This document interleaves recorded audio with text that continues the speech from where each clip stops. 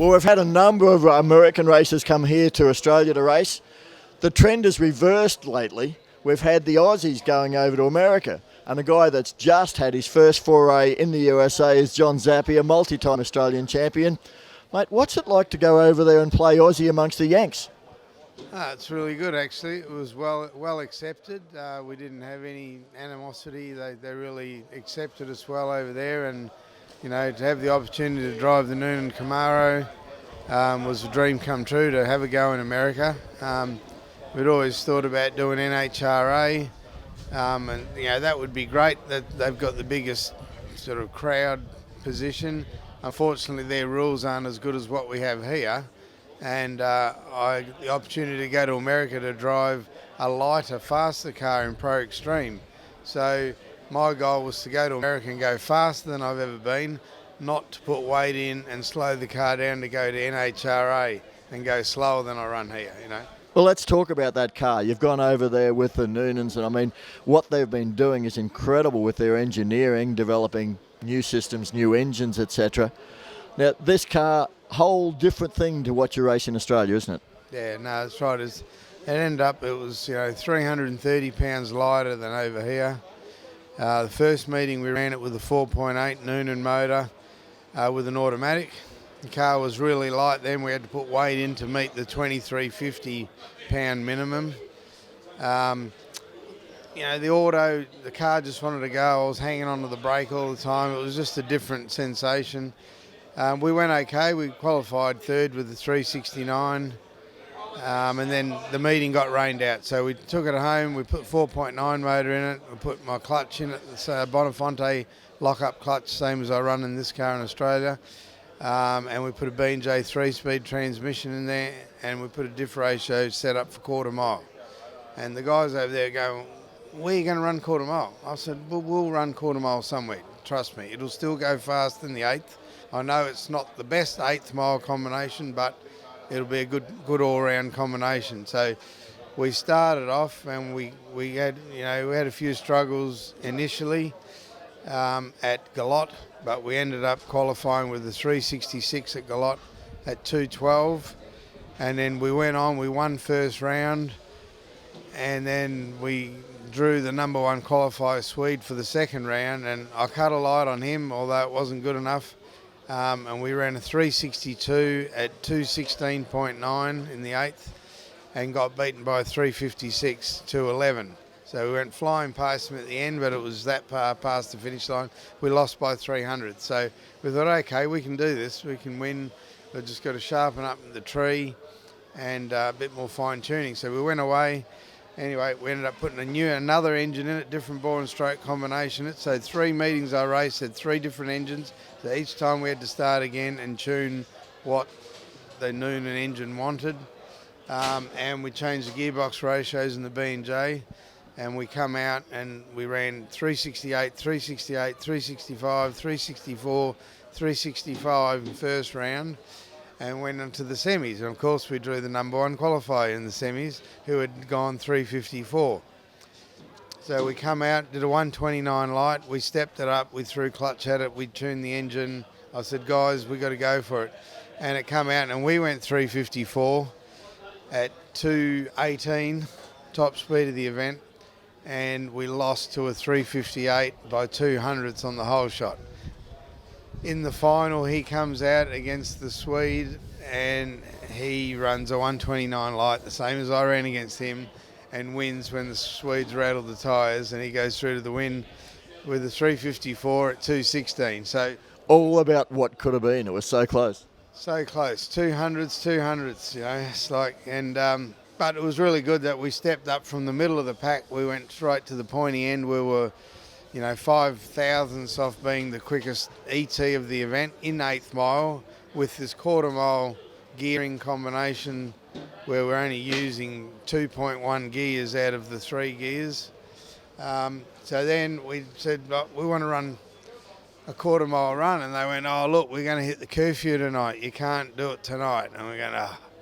I said, seriously, you can't send me home for 12 months with me pondering what could have been. And then they went, look, we're going to finish the event tomorrow on the Sunday, so you can come out behind the finals of Pro Nitrous the next day. So we got the car ready, we come out, and off it went.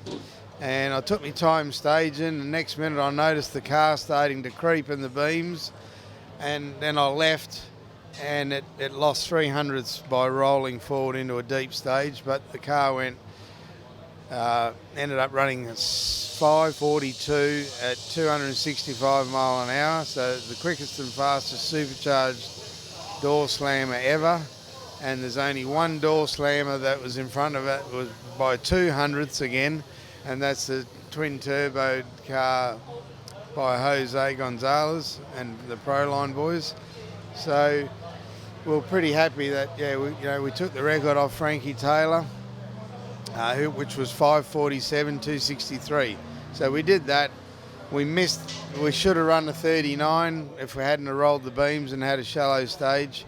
And the run was 400 slower than the night before to the 8th. So technically it could have been a 38 at 270, Now, you just mentioned you took Frankie Taylor's record off him. He's not happy about that. I hear he's talking about going to Vegas and trying to get it back. I mean, this would be a promoter's dream, wouldn't it, if they just put the two of you side by side together out there and went, go for it. That's right. And Proline wanted us to match race Jose Gonzalez at one of these events, and because they said, look, this would be great for drag racing if we can do it, and it would be, but unfortunately the budget's not there to do it. We need sponsorship help to be able to come back here in Australia to do the Nationals, and then go back 2 weeks later and then get the car from East Coast to West Coast and all that. So it's a huge exercise, but it's something that I'm working on for next year. I've already had the promoters talking to me about, are you coming to this Streetcar Super Nationals in Vegas? And I said, no, I'd love to, but we physically can't do it. But we'll look at trying to gear up sponsors and support for next year so that I can go over and run the car myself. I've purchased the car from Noonan. So as a roller, or less engine at this stage, so we've got to come up with a deal for next year and see, about what engine I put in it, whether I run their engine, whether I've got to buy an engine. We've got to look at how we're going to truck and trailer the car around, but we're going to go out there and run it ourselves with Noonan's support, but not running it under Noonan's truck and trailer and banner as they did this year, because, unfortunately that drains their workshop of staff for a week every time you go to a drag meeting, and that's just an expensive exercise. So we need to get a more economical way of towing the car to these events and getting to run it and tune it ourselves the way we tune this car in Australia, and hopefully we can do really well in the 8th. And then we're going to look at doing one of the showdown events that they've had over there, which is a quarter-mile event. Although they have different weight breaks and rules, they have an expression night where you can run the car light and flat out. And Camp Stanley got that $5,000 check this year for running a 568.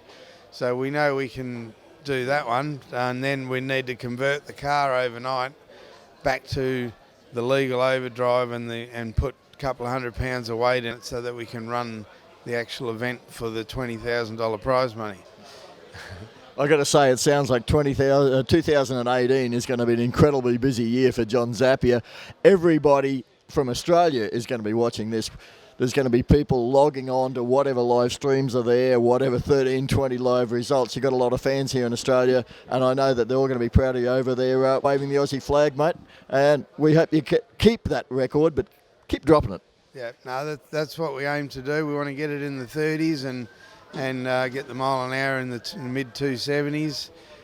We've had a huge support from Australia and all around the world, and the internet numbers were just going crazy on social media for us. So, if we can get, a naming right sponsor to back us, it's not going to be a year season. It's going to be 3 or 4 meetings of hard racing. and the possibility of going back for the Streetcar Super Nationals. So any support that we can get will be great, but we need that support, otherwise I physically can't do it. You know, I'm paying for it out of my pocket at the moment with the help of a few sponsors. We really need to step that up a little and go over and then do it properly, and I think they'll reap the rewards of all this publicity that we'll get by doing it. Well, good luck with the sponsorship hunt, John, and we're going to tell you that the panel shows down the track is going to be keeping you up to date with everything that happens with this guy in the USA, as well as what we're doing in Australia.